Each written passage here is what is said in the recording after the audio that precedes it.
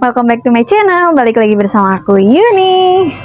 Di video kali ini aku nggak akan ngebahas dulu tentang kelas bidan, karena kemarin-kemarin kan aku udah upload tentang kelas bidan sebelumnya. Videonya udah aku asipkan di playlist, kalian bisa lihat di playlist aku yang midwife. Nah, di video kali ini aku bakalan cerita atau sharing sedikit tentang perjalanan kehamilan aku. Nah, alhamdulillah sekarang aku sedang hamil. Aku bakalan cerita ke kalian, terutama ke ibu-ibu muda, tentang pengalaman aku ketika aku hamil trimester 1 dan tapi sebelum aku lanjut, aku mau terus ingetin kalian untuk jangan lupa untuk subscribe dan like channel aku supaya aku bisa terus membuat video buat kalian. Oke?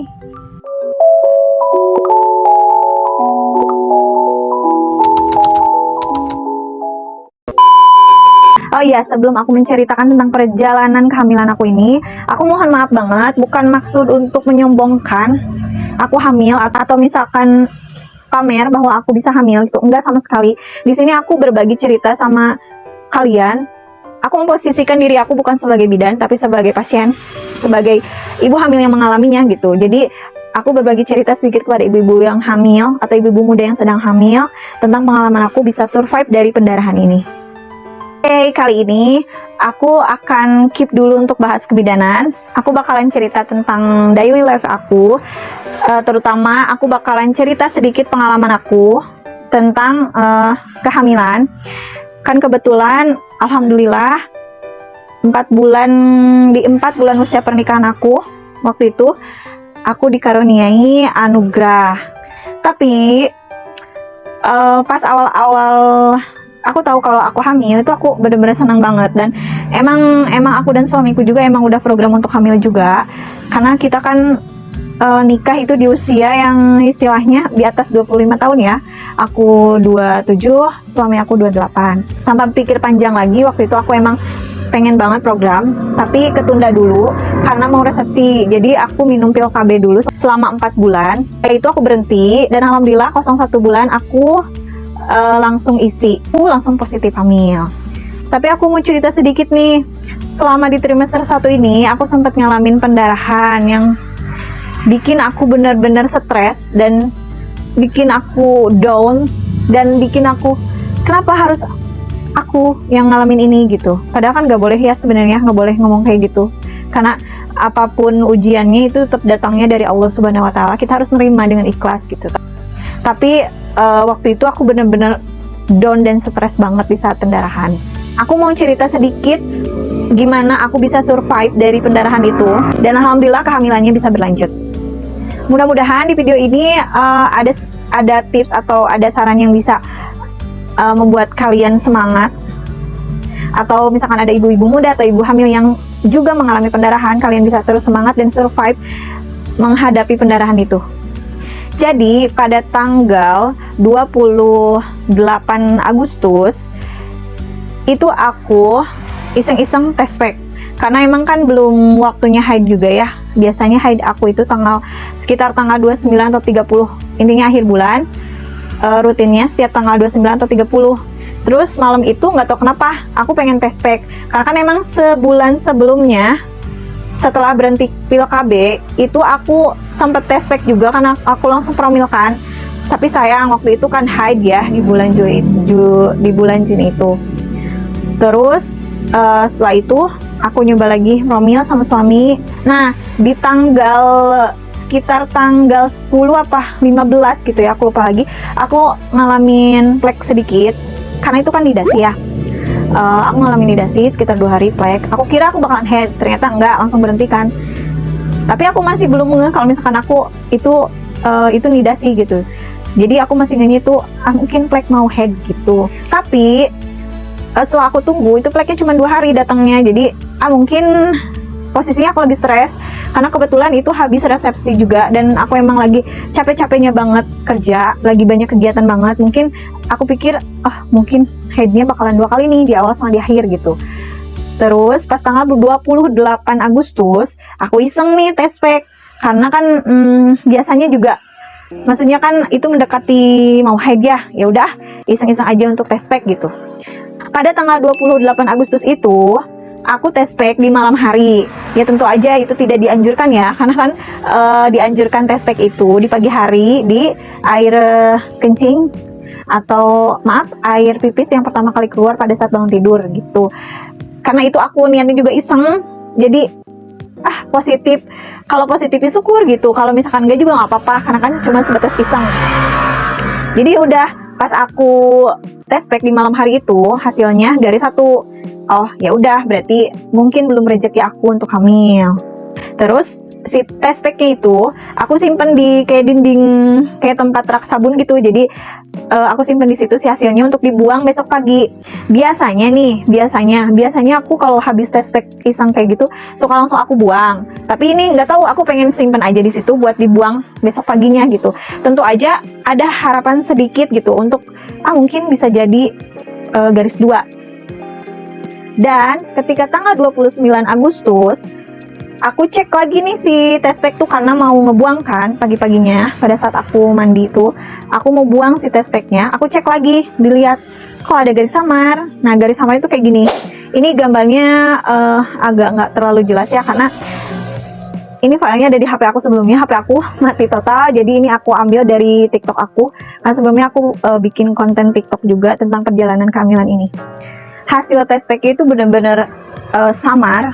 Jadi ada 2 garis itu benar-benar samar, dan itu kelihatan kalau dimiringin gitu. Jadi kalau cuma gitu nggak terlalu kelihatan gitu. Di situ aku bilang sama suamiku, kok 2 gitu, tapi samar. Tapi samarnya benar-benar samar banget. Jadi benar-benar kan kalau ada ya samar masih kelihatan tuh, ini benar-benar samar, tipis banget samarnya. Jadi dari situ aku belum percaya bahwa aku positif. Jadi aku mikirnya di situ mungkin test packnya karena ditinggal semalaman jadi invalid gitu. Jadi ya udah dari situ aku simpen dulu nih si test pack yang samar itu. Terus siangnya aku sama suamiku beli nih test pack yang lain, 2 test pack dengan merek berbeda. Yang awal-awal itu kan pakai test pack yang harganya agak murah ya. Jadi cuma muncul kayak garis tipis aja, bener-bener tipis banget. Jadi bener-bener samar gitu. Nah, pas aku test pack lagi dengan 2 test pack merek yang berbeda, nah di merek yang satunya ini agak sedikit jelas gitu daripada yang sebelum-sebelumnya gitu. Jadi tapi di situ aku masih belum yakin hamil, karena kalau misalnya test pack samar gitu kan harus nunggu lagi 1 minggu untuk aku test pack ulang. Jadi di situ aku keep dulu, aku simpen dulu si test pack yang 3 itu. Suami aku juga bilang, ya udah tunggu lagi aja, nanti di test pack lagi gitu. Itu aku sama suami udah seneng sih, cuman ya bismillah aja gitu.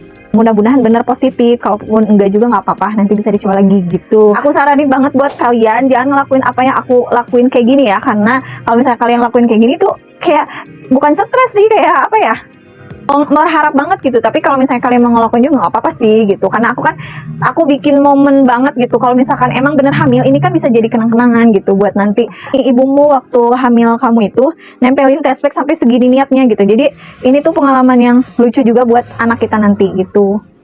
Dan sampai pada akhirnya 1 minggu kemudian aku test pack ulang kembali, dan hasilnya alhamdulillah garis 2 jelas. Sampai aku bawa nih foto test pack itu ke bidan-bidan senior aku. Meskipun aku sendiri bidan, tapi kalau aku memposisikan diri sebagai pasien, aku juga ingin meyakinkan untuk second opinion gitu ke teman aku, ke bidan-bidan senior.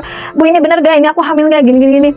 Kata bidan senior aku, iya bener gitu. Udah bener, ini fix hamil gitu. Terus kata bidan senior, kamu kan bidan, kenapa nanya lagi gitu? Ya aku mikirnya gini, meskipun aku bidan, aku juga manusia. Jadi aku memposisikan diri sebagai pasien gitu, untuk meyakinkan diri aku sendiri bahwa aku memang hamil, seperti itu. Nah, di saat menginjak usia kehamilan 5 minggu, pas aku mau berangkat dinas pagi, mau mandi, aku kaget banget. Pada tanggal 16 Agustus, yang mana itu usia kehamilan aku 5 minggu, aku mengalami plek sedikit, pendarahan sedikit, bercak darah yang sedikit gitu. Itu di situ aku langsung kaget, langsung shock banget. Berasa tuh gitu, hati tuh sakit banget gitu. Karena gini kan ya, kalau misalkan ibu hamil ngalamin plek walaupun sedikit, itu berarti udah masuk tanda bahaya kan. Jadi di situ aku udah sedih banget, bilang ke suami, kalau misalkan aku keluar plek gitu. Tapi pleknya cuma sedikit banget, garis sedikit banget. Dari situ aku langsung hubungin bidan senior, langsung hubungin teman-teman aku. Kalau misalkan aku keluar plek, terus izin kerja juga. Terus bidan aku bilang ya udah sementara bed rest dulu aja gitu, jangan dulu masuk kerja. Ya udah di situ aku bed rest dulu sendiri kan sebelum aku kontrol ke dokter kandungan, karena kan tadinya aku mikir gini, flek sedikit ya udah bed rest dulu aja gitu. Kalau misalkan pendarahannya makin banyak, semakin banyak jadi darah segar, itu baru aku bakal langsung ke UGD. Tapi kan berhubung dengan tanggal 16 itu pagi hari, aku mutusin buat bed rest sendiri dulu, observasi diri sendiri dulu gitu. Sampai waktunya pada tanggal 17 Agustus pada pagi hari, itu fleknya bertambah banyak. Tapi nggak terlalu banyak juga. Jadi kalau satu softtek itu sekitar bulatannya segini darahnya. Tapi darahnya itu bukan darah segar, jadi darah coklat agak hitam-hitaman gitu. Di situ aku langsung kaget lagi dan udah nggak enak hati, udah sakit hati banget sampai nangis. Bilang ke suami aku, ini gimana gitu. Sedangkan pada tanggal 17 Agustus itu kan tanggal merah, nggak ada dokter yang standby gitu, dokter kandungan yang standby di rumah sakit gitu. Terus dari situ aku ya udah mau bed rest dulu aja dulu, karena kan pendarahannya juga nggak ngalir gitu, jadi nggak, kalau Sundanya nggak war-waran gitu. Jadi ya udah aku mau bed rest dulu sambil tetap minum vitamin juga, karena nggak ada, kebetulan juga nggak ada mules ya pada saat fleknya bertambah banyak itu, aku nggak ada mules sama sekali. Jadi cuma ngalamin itu aja, mual muntah juga belum ada. Jadi ya udah aku bed rest dulu aja sampai nunggu besoknya untuk kontrol ke dokter kandungan. Dan pada tanggal 18 Agustus itu aku kontrol ke dokter kandungan, karena jujur aja walaupun aku bidan, tetap aku ngerasa panik, stres, down, dan bingung harus gimana dan harus apa gitu. Aku takut kehamilan aku bermasalah, takut kenapa-napa. Udah overthinking banget setiap harinya gitu. Makanya aku nggak nunggu lama lagi, besoknya langsung ke dokter kandungan. Aku nunda satu hari tidak ke dokter kandungan karena kebetulan karena tanggal merah dan pendarahan juga termasuk kegawat daruratan gitu. Jadi ya udah nunggu dulu sampai tanggal 18 sampai waktu kontrol ke dokter kandungan gitu. Dan pada saat sampai di dokter kandungan, kan seperti biasa aku bilang keluhan aku, kalau misalkan aku ngeplek gini, aku jelasin semuanya. Kata dokter, kita coba untuk transvaginal biar lebih jelas gitu. Awalnya aku takut banget ya ngebayangin transvaginal itu, kayak sakit banget gitu ya, kayak apa ya ampun dimasukin alat gitu, gimana gitu ta. Jadi ya udahlah, demi kehamilan aku, jadi aku ya udah nggak apa-apa transvaginal aja gitu. Dan alhamdulillah banget pas di transvaginal itu ada kantung, cuman ada kantung, belum ada bakal janinnya atau embrionya. Tapi di dalamnya nggak ada pendarahan sama sekali, dan waktu di transvaginal juga, di alat transvaginal itu bersih, nggak ada flek gitu. Padahal pas tanggal 17 itu istilah itu fleknya lumayan banyak, walaupun nggak ngalir secara terus-terusan gitu, cuman kayak beberapa kali aku ganti pembalut tuh masih ada gitu, segitu banyak gitu, yang tadinya jadi satu garis sedikit banget jadi banyak gitu kan, agak kaget gitu. Tapi pas kontrol ke dokter, alhamdulillah nggak terlalu banyak, jadi cuman ada samar-samar flek gitu, dan di dalam juga nggak ada. Cuman dokter menyarankan untuk kontrol ulang 2 minggu kemudian untuk dicek bakal janinnya udah ada atau belum. Nah pada saat di dokter kandungan aku dikasih vitamin, dikasih penguat kandungan, dan juga dikasih kalsium. Kalau penambah darah belum ya, karena pada tanggal kontrol itu aku kebetulan ada mual sedikit, jadi belum dikasih penambah darah. Jadi aku dikasih untuk mual, penguat kandungan, kalsium, dan vitamin.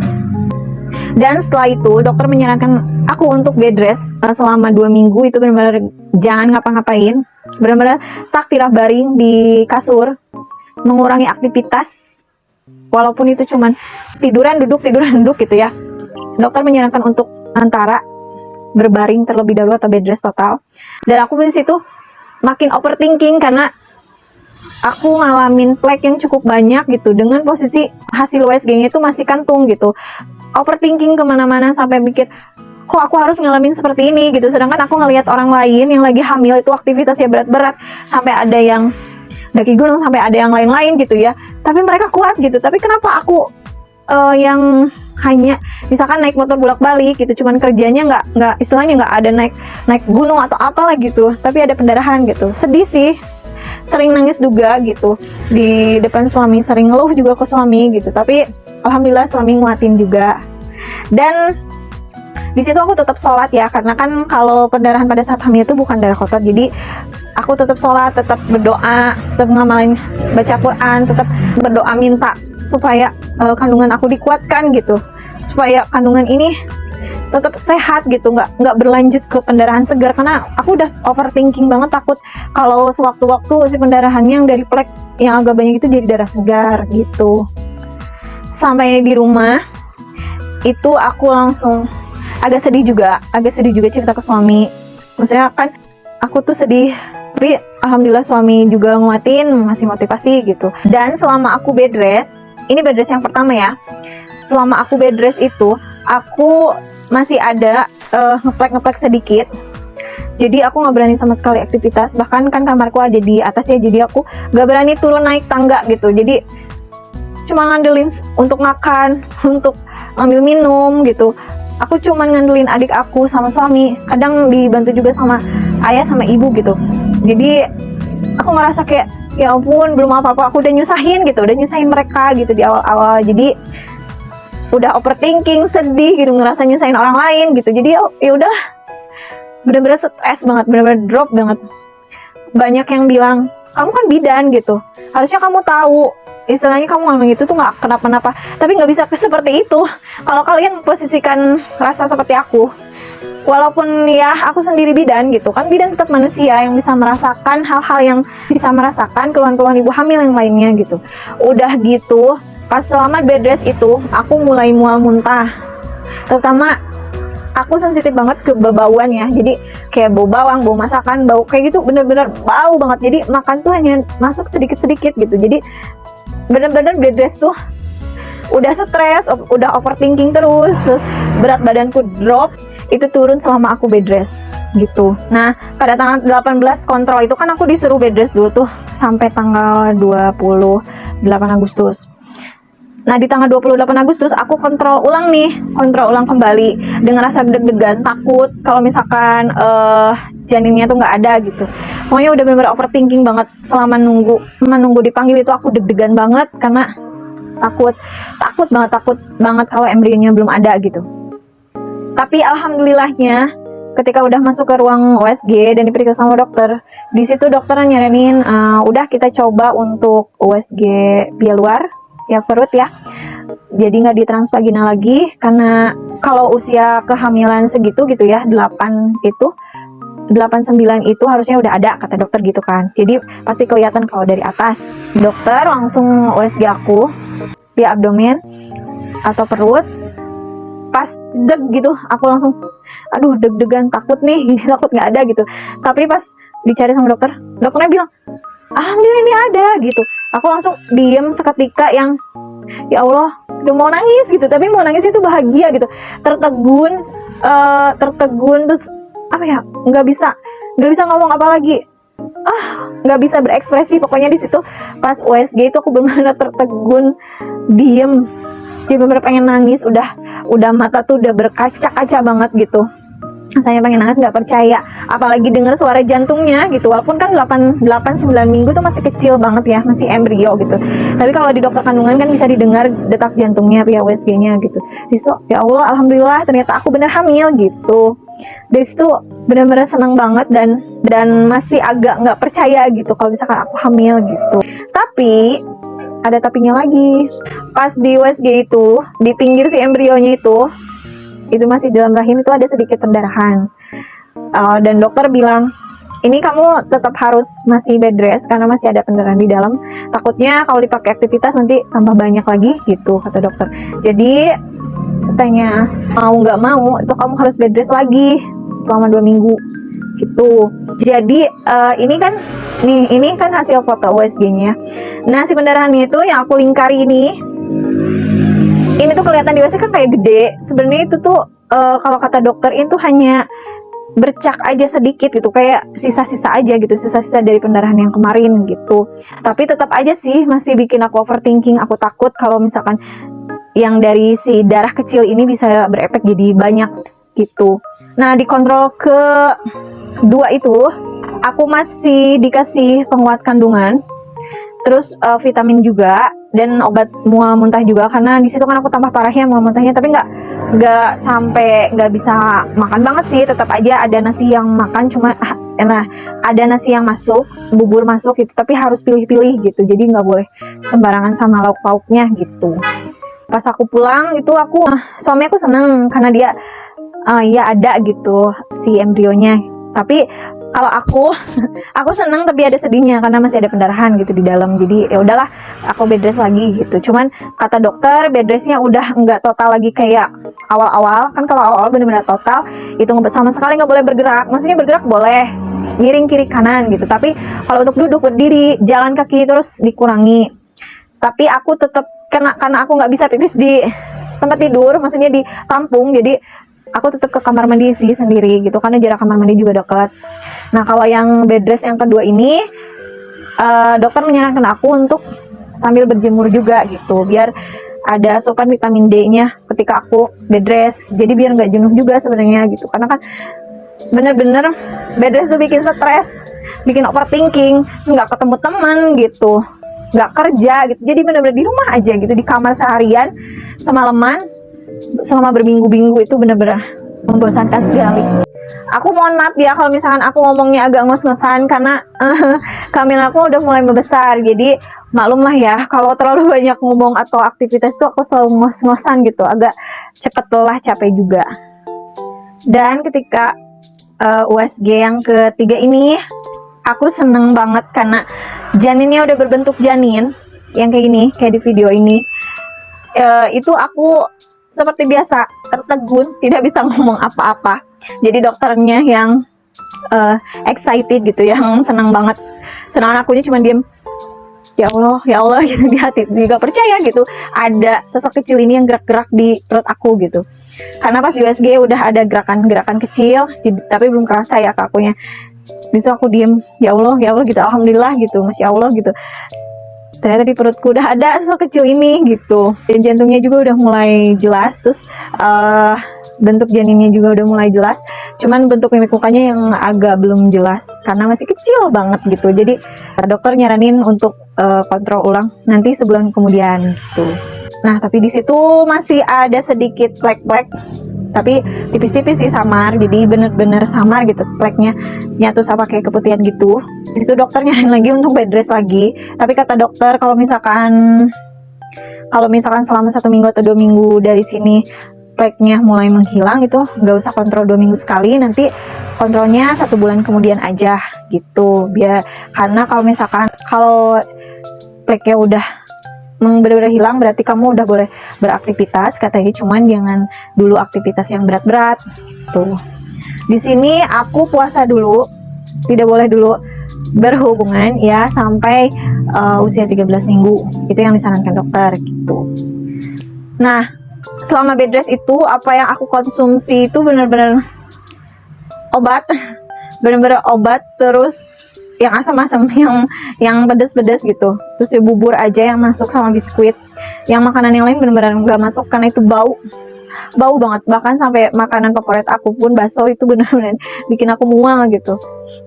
Nyium kayak bau-bauan masakan aja itu benar-benar bikin aku mual banget. Aku muntah tiap malam, jadi aku bukan muntah di pagi hari, bukan morning sick, tapi aku night sick. Karena di pagi hari aku tuh nggak ada mual, maksudnya ada mual tapi nggak ada muntah sama sekali. Tapi di malam hari tuh udah mulai mual muntah tiap malam, pokoknya mantap. Apalagi kan sebelumnya aku juga punya asam lambung, punya penyakit lambung gitu. Jadi konsumsi penguat juga kan itu bikin aku tambah mual dan agak sesak gitu. Pada saat kontrol yang ketiga itu aku kan bilang, dok, aku udah boleh belum berhenti minum penguatnya, soalnya nggak enak, sesak gitu, tiap minum ini tuh kayak rasanya muntah, terus sesak, panas dada gitu. Jadi boleh nggak, udah boleh belum untuk berhenti gitu. Kata dokternya kalau emang bikin aku sesak dan bikin aku tambah mualnya, tambah bikin panas gitu ke dada, ya udah nggak apa-apa gitu, karena kan emang fleknya juga kan udah sedikit banget gitu, terus di dalam juga udah nggak ada pendarahan, udah bersih gitu. Nah di situ aku totalin, pokoknya kira-kira aku bed rest selama 1,5 bulan ya, aku bulatin aja jadi 2 bulan tuh aku bed rest. Tapi bed restnya nggak total sih, yang total tuh hanya pas awal-awal aja, yang pertama kontrol, yang kedua sama yang ketiga itu aku nggak bed rest total, bisa aktivitas sedikit-sedikit, cuman ngejaga untuk tidak terlalu kecapean gitu. Pas kontrol lagi, aku kontrol lagi itu di usia 10 minggu, yang aku tadi bilang janinnya udah berbentuk. Di situ aku udah mulai, alhamdulillah berarti iya aku bener hamil gitu. Karena kan sebelumnya pas awal test pack itu aku samar, aku belum percaya aku hamil. Pas pertengahan itu aku flek, terus cuman kantung aja, aku belum yakin itu juga hamil. Pas yang ketiga embrio, bentuk embrio itu juga, oh iya aku hamil, tapi ya kita lihat perkembangannya sampai berbentuk janin gitu. Dan alhamdulillah di usia 10 minggu itu udah berbentuk janin. Di situ aku yakin berarti aku hamil gitu. Ya walaupun aku sendiri tenaga kesehatan, aku sendiri bidan, tetap aja kalau misalkan aku yang ngalamin seperti itu, aku juga panik gitu, aku juga stres, down gitu. Kalau nggak ada yang support aku, suami atau keluarga atau teman, entahlah seperti apa, karena benar-benar hari-hari bed rest aku tuh diiringi dengan aku nangis, diiringi aku dengan stres, diem gitu, ngeliatin status orang-orang, ya Allah mereka bisa hamilnya normal-normal aja, sedangkan aku kayak gini. Dan ibu hamil tuh agak-agak sensitif ya, jadi kalau ada yang kehamilannya nggak sehat gini-gini, ya Allah gitu, rasanya sedih banget gitu. Dan aku mau ngasih tips ke kalian, kalau misalkan ada ibu hamil muda yang ngalamin pendarahan kayak aku di trimester 1, misalkan di 4 minggu atau 5 minggu, kalau kalian ada sedikit ngerasa mules atau mulesnya tambah sakit, sakitnya itu sampai ke pinggang panas, terus ada plek sedikit, aku saranin kalian untuk buru-buru cek ke dokter kandungan atau ke bidan terdekat, supaya kalau ada apa-apa bisa diantisipasi lebih awal daripada sekarang. Misalkan, karena sekarang banyak banget nih, sering juga aku nemuin pasien yang pendarahannya sedikit ini nggak akan diperiksa gitu, diem aja, nanti datang-datang tiba-tiba udah banyak pendarahannya, kadang udah sampai mau pingsan, shock gitu ya, yang harus diinfus gitu, akhirnya janinnya tidak tertolong, harus dikuret. Itu aku suka sedih banget gitu. Makanya pas sekarang nih ya, karena aku udah masuk kerja lagi, kalau aku nemuin pasien-pasien yang sama kayak aku bener-bener nyaranin mereka untuk secepatnya ke dokter kandungan gitu, daripada nunggu-nunggu sampai nanti bisa jadi banyak, bisa jadi darah segar dan nanti harus dikuret gitu, jadi kehamilannya tidak berlanjut. Karena aku kemarin plek sedikit aja itu bener-bener bikin aku sedih banget, apalagi yang pendarahannya banyak gitu. Pas pendarahan kemarin aku nggak konsumsi obat lain selain dari dokter itu, dan obat-obatan dari dokter itu juga nggak ada kayak obat anti nyeri kayak gitu, karena emang nggak ada mulus juga kan akunya, jadi hanya obat mual muntah, obat penguat kandungan, sama vitamin aja gitu. Dan makan makanan juga aku bener-bener aku masih suka pedas sama asam gitu, tapi bener-bener dipola, karena asam sama pedas ini kan bikin mual gitu, jadi bener-bener dipola untuk menjaga ya kesehatan janinku gitu, karena aku nggak mau terulang lagi pendarahan tuh, karena bener-bener sedih banget guys. Bener-bener nggak bisa dibayangin, apa ya, udah overthinking pokoknya, udah kemana-mana mikirnya gitu, jadi udah aku nggak mau lagi ngalamin kayak gitu. Makanya aku selalu berdoa, ya Allah untuk kedepannya sehatkan kehamilan aku ini gitu, sampai nanti waktunya lahiran itu benar-benar dikasih kelancaran, dikasih keselamatan, dikasih kesehatan gitu, karena aku udah ngalamin hari-hari beratku di trimester pertama gitu. Jadi aku mohon banget gitu, jadi bener-bener aku berdoa jangan lagi ada kayak gini gitu, karena bener-bener bikin stres, bikin sedih banget gitu. Walaupun ini ujian kan, ujian datangnya dari Allah gitu, harusnya kita ngadepinnya kan sabar, ikhlas gitu. Tetap aja walau kita berusaha sabar dan ikhlas, tetap sedih juga gitu. Walaupun di situ aku posisinya juga di awal emang stres, sedih gitu, down, tapi kesini ya udah pasrah gimana jalan terbaiknya. Tapi alhamdulillah sampai saat ini kehamilan aku alhamdulillah sehat. Sekarang udah menginjak 26 minggu, mau OTW 7 bulan ya.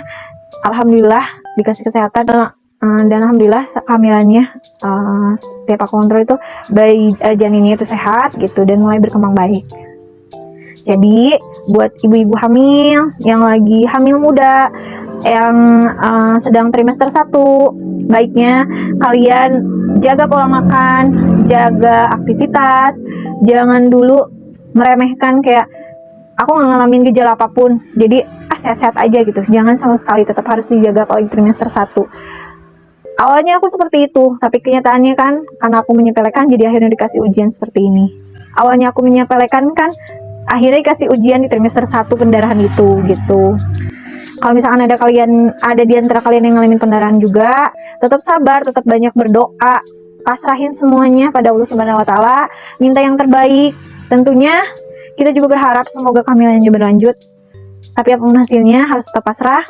Dan yang utama aku mau ngasih tahu kalian jangan terlalu stres kayak aku, jangan terlalu overthinking juga kayak aku, karena nanti bisa bikin down, bisa bikin stres juga, bisa bikin bertambah banyak juga pendarahannya gitu. Jadi kalau misalkan ada yang ngalamin plek walaupun sedikit, cepat-cepat bilang ke suami, cepat-cepat periksa ke bidan atau ke dokter setempat gitu.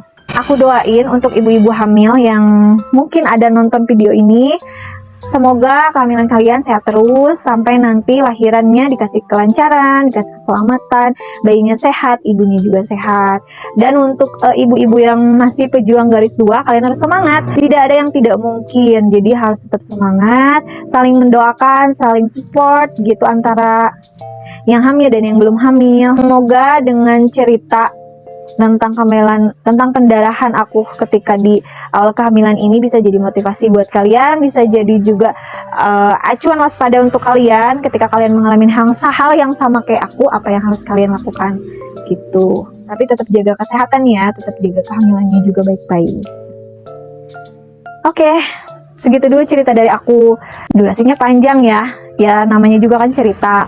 Awalnya aku bilang cerita sedikit, tapi kan perjalanan itu emang panjang gitu dari trimester 1 itu. Terima kasih banyak buat kalian yang udah nonton video aku, apalagi yang nonton dari awal sampai akhir. Aku mau terima kasih banyak banget buat kalian. Semoga video ini jadi motivasi buat kalian atau jadi acuan waspada buat kalian yang sedang hamil muda juga gitu. Thank you udah nonton video ini.